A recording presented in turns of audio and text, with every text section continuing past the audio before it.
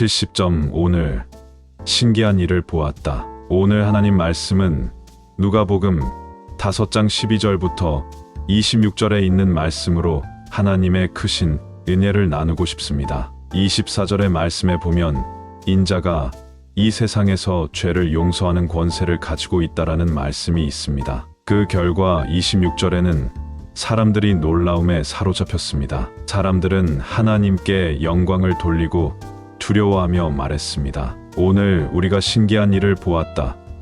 이렇게 쉬운 성경에 기록되어져 있습니다. 5장 그 앞에는 예수님께서 시몬 베드로와 그의 친구들을 부르시는 내용이 담겨져 있습니다. 5장 5절에 하반절에 선생님의 말씀대로 그물을 내리겠습니다. 이런 말씀이 있습니다. 그러니까 베드로가 밤새도록 물고기를 잡았는데 한 마리도 잡지 못했습니다. 그러자 예수님께서 베드로와 그 주위에 있는 사람들에게 하나님의 말씀을 가르치시고 베드로에게 말하기를 깊은 데로 가서 그물을 내려 고기를 잡으라.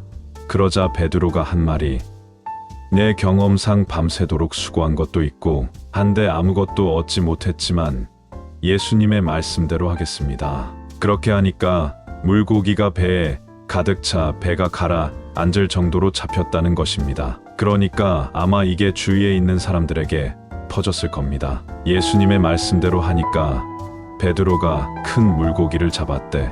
예수님의 그 말씀에는 뭔가 우리들이 이해할 수 없는 그 무엇이 있다는 것을 놀라움 반과 의심 반이었을 것입니다. 혹은 아마도 예수님의 그 말씀에는 자연을 다스리시고 마치 하나님처럼 어떤 놀라운 역사를 이루실 수 있는 분이야. 이러한 소문들이 퍼졌을 것입니다. 이렇게 베드로와 야고보, 요한을 만나 물고기를 잡는 기적을 처음으로 행하게 되었습니다. 이로 인해 제자들의 삶은 새롭게 변화되었습니다. 물고기를 잡는 인생에서 사람을 낚는 업으로입니다. 예수님, 문둥병자 한 셋을 고치시다. 이것을 좀 염두에 두면서 12절 말씀에 예수님께서 동네에 계실 때였습니다. 앞에서 말씀드린 바처럼 예수님의 말씀대로 하면 우리에게 신비로운 능력이 나타날 수 있다라는 소문들이 좀 있었을 것은 자명한 사실입니다. 아마도 문둥병자가 이 소식을 들었는지 모르겠습니다.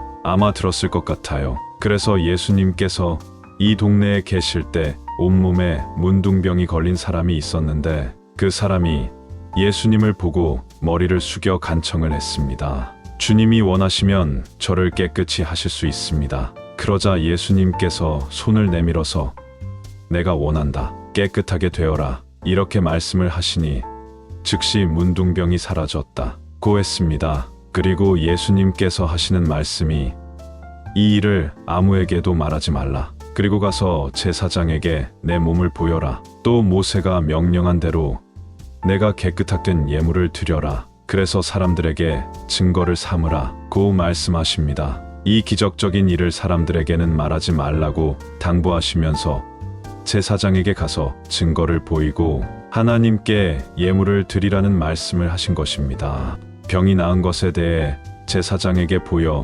인정을 받아야 사람들과 생활하는데 제약이 없기 때문이며 하느님께 예물을 드리라는 것은 하나님께 감사하라는 것입니다. 매우 당연한 일들이지만 10사람이 나음을 입으면 한 사람 감사하는 게 일반사입니다. 문둥병은 사회적으로 고립되는 병입니다. 그래 저주받은 병이라고 사람들은 따돌리거나 돌을 던져서 가까이 오지 못하게 하는 치욕적인 병입니다. 그런 그가 예수님께 온 것도 예외적인 것이고 반면 예수님께서 병자를 고쳐주신 것은 병으로부터 자유케 하려는 자신의 목적을 분명히 밝힌 것이라 하겠습니다. 일반적으로 문둥병이라 함은 몸에 괴사가 나는 병입니다. 그래서 그 자기의 고통을 느끼지 못하게 됩니다. 그래서 유대인들의 관습에 따르면 몹쓸 병 혹은 저주의 병 그런 의미를 담고 있습니다. 그래서인지 이 문둥병 걸린 사람은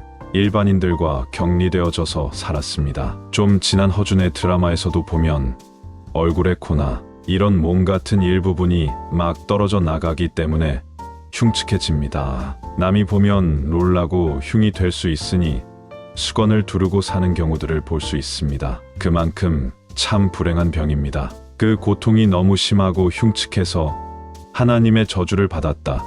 그렇게 유대인들은 생각했습니다. 그러한 그 참혹한 병을 가졌던 한 인간이 예수님을 만난 것입니다. 왜 만났을까?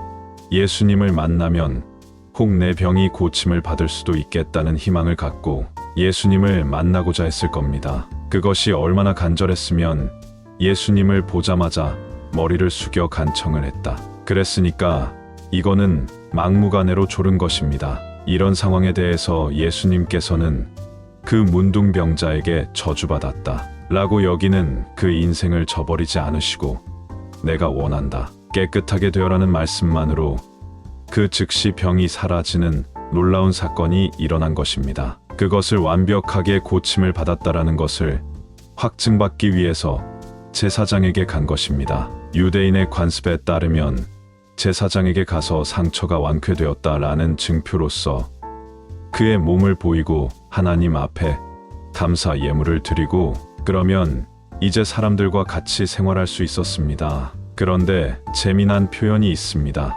한글 성경이나 쉬운 성경에는 이런 표현이 있습니다. 15절에는 예수님이 문둥병자를 고쳐준 후에 사람들에게만 증거를 삼아라 이렇게 말했는데, 그런데도 예수님에 관한 소문은 더욱더 멀리 퍼져나갔다는 것입니다. 그래 더 많은 사람들이 예수님의 말씀을 듣고 병을 고치기 위해 모여들었습니다. 그런데 예수님께서는 홀로 광야로 가셔서 기도하셨습니다. 일약 유대인의 메시아 스타가 될 수 있는 절호의 기회를 예수님 자신이 접으시고 광야에서 기도하셨다는 것입니다. 구독과 좋아요 설정해 주시면 큰 힘이 됩니다. 인천 송도역 남인천 농협 앞 배짜마 카페에서 이종화였습니다.